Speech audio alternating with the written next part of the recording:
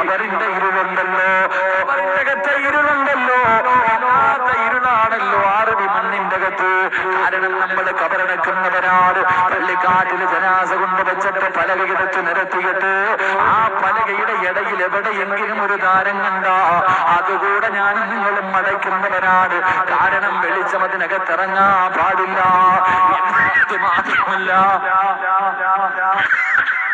എന്നിട്ട് മാത്രമല്ല അതിന്റെ മുകളിൽ മണ്ണുകൂടെ വാരിയിടുന്നവരാണ്. മണ്ണുകൂടെ അതിന്റെ മുകളിൽ വാരിയിടുന്നവരാ. അല്ലാഹുവിന്റെ റസൂല് പറയുകയാ, എന്റെ മാസത്തിനെ നിങ്ങൾ ആരെങ്കിലും ബഹുമാനിച്ചാൽ,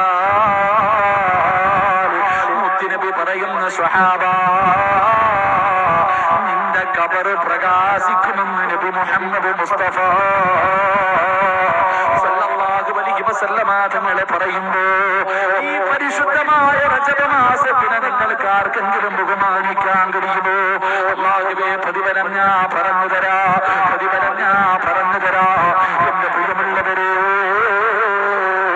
പരിശുദ്ധമായ പ്രവാചകൻ സല്ലല്ലാഹു അലൈഹി വസല്ലമ തങ്ങളെ പറയുകയാണ്, ഏതെങ്കിലും ഒരു മനുഷ്യനുണ്ടല്ലോ ഈ പരിശുദ്ധമായ റമളാൻ മാസത്തിനെ സ്വീകരിച്ചാൽ, അവന്റെ ഈ പരിശുദ്ധമായ ശഅബാൻ മാസത്തിനെ ബഹുമാനിച്ചാൽ അവന്റെ ഖബർ പ്രകാശിക്കുകയാ, അവന്റെ ഖബറിനകത്ത് വെളിച്ചമുണ്ടാവുകയാ. ഖബറിനകത്ത് വെളിച്ചമുണ്ടാകുന്നത് എങ്ങനെയെന്നറിയുമോ? അല്ലാഹുവിന്റെ അനുഗ്രഹങ്ങളെ കൊണ്ട് നിറച്ച സ്വർഗത്തിന്റെ കവാടമുണ്ട്. ഖബറിന്റെ അകത്ത് വാതിലിങ്ങനെ തുറക്കുകയാണ്. ആ വാതിലിങ്ങനെ തുറക്കുമ്പോ എന്റെ ഖബറിന്റെ അകത്ത് വല്ലാത്ത വെളിച്ചമാ. അഞ്ചാമത്തെ പ്രതിഫലമുണ്ട്.